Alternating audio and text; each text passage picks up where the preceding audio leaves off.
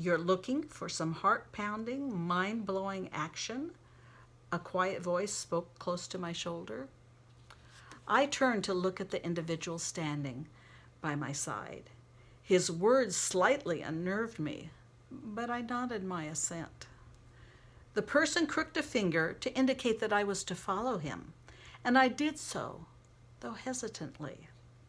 My heart did start to beat more heavily as I wound my way in and out of masses of people, trying to keep close to my guide so not to lose him, but keeping far enough away so that if it turned out he was leading me in a direction that I truly did not want to go, I could get away. Somehow, when my guide had repeated my words, they evoked images of smoke-filled rooms with glassy-eyed, drug-induced zombies turning from their orgies to stare toward me. That did not fit with where I had been and what I had seen since entering those pearly gates. Could this creature be a demon that had somehow slipped into heaven undetected? At one point he turned his head and I opened my mouth to tell him that I would just go back to the banquet hall and hang around to see if my grandmother showed up. However, he frowned at me, shook his head firmly, and motioned again with his hand to indicate I should follow him.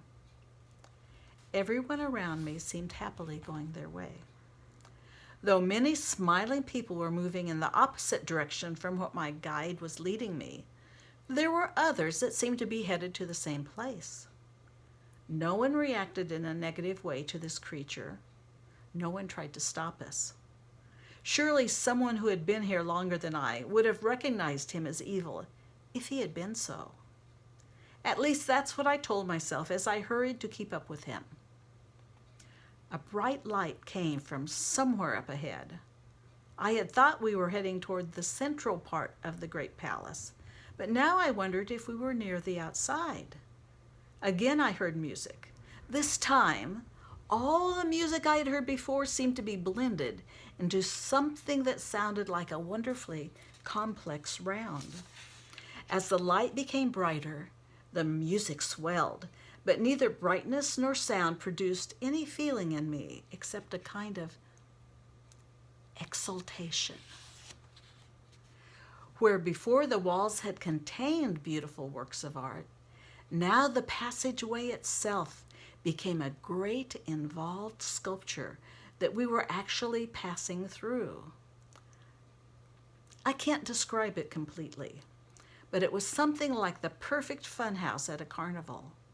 Light, sound, shape, and texture all blended together to give you a feeling that you had entered another world where your senses could no longer be trusted. Then the passageway widened suddenly, and we entered a room which exuded both a sense of ultimate peace and love and a fever pitch of excitement. My guide disappeared into the throng as all attention was focused toward a sparkling deep sapphire throne.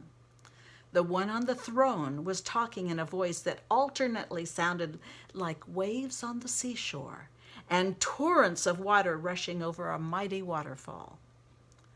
I then realized that the voice was calling to me. As I stumbled forward, I felt painfully aware of every imperfection of my body, my soul, and my mind. Even covered by that wonderful garment I had been given at the door, for a short time, I felt an overwhelming urge to do a Lady Macbeth imitation and try to wash out some of the spots that I knew marred my very existence. But Lady Macbeth had not been able to get the stain of sin out of her life, and I knew it was hopeless for me to try as well. It was then that I tripped and fell flat on my face. Struggling to get up, I burned with shame. It was quite possible that I was supposed to prostrate myself at this point, but I would have rather done so gracefully, reverently, nobly, not in this headlong, awkward fashion. while filled with thoughts of my own unworthiness. Quiet murmurs started close to the throne and seemed to follow almost soundless footsteps coming in my direction. A hand extended to help me up. As I reached gratefully for it, I noticed deep scars in the palm. Gasping, I glanced up into the most beautiful, blazing eyes I had ever seen. The whole face smiled his love for me. I was helped up, held close for a moment, until I had regained my composure and my footing. Then I was turned toward my host upon the throne. "Father, she has come," my rescuer said. "I told you she would. Isn't she beautiful? Isn't she perfect?" Visual effects more stunning than any laser light show wafted around the room as that voice of rushing waters agreed with his son. I glanced down at myself to see if they could actually be talking about me. All the awkwardness and the dirt disappeared, both inside and out. Like Cinderella, I had been transformed. As Christ led me closer to the throne, I knew that the plot of this story would be very different from that of Cinderella, however. There was not a single clock in sight to chime me back into the dirty little child I had been, and there was no other place to which I would have to return. My transformation was permanent and complete. This was not just the party of the ages. This was forever, and this was my home.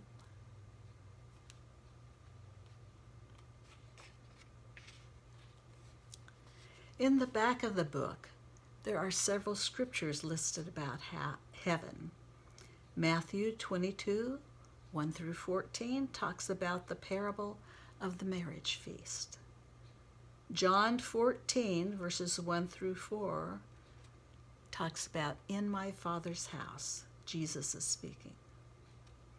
Revelation chapter 4 describes a scene in heaven. Revelation chapter 7 talks about being before the throne. And Revelation 14, 1 through 8, before the Lamb.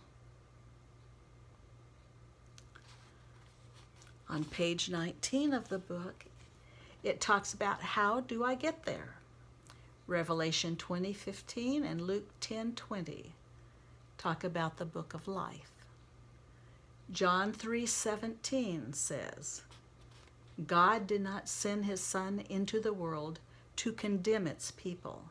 He sent him to save them.